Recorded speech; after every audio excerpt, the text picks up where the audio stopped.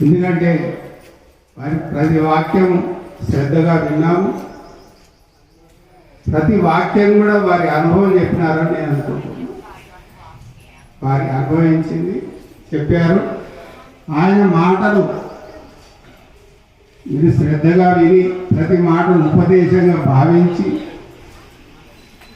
మీరంతా ఉద్ధరించబడాలని నా ఆశ. చిన్నలు కానీ పెద్దలు కానీ మా శివరుద్ర స్వామి, శివరుద్ర అంటారు, నేను శివరుద్ర స్వామి అంటే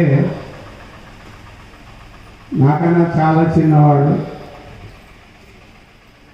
నా పుట్టుపూర్వోత్తరాలు ఆయన తెలుసు, ఆయన పుట్టుపూర్వోత్తరాలు నాకు తెలుసు.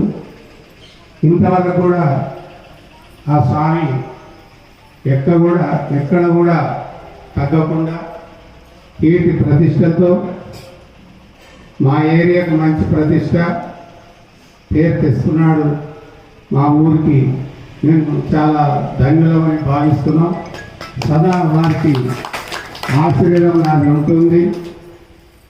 వాళ్ళ ఫ్యామిలీ కూడా గొప్పదే. మరి ఆయన చిన్న వయసులోనే సన్యాసం పుచ్చుకున్నాడు.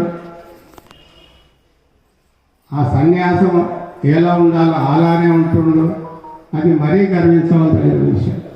చాలామంది కొంతమంది సన్యాసం పుచ్చుకుంటారు, కానీ సన్యాసి ఎలా ఉండాలో అలానే ఉంటున్నాడు. ఆయన ఎవరిని ఇబ్బంది పెట్టడం లేదు. డబ్బు కొరగా గాలి కొరగా ఏ రకంగా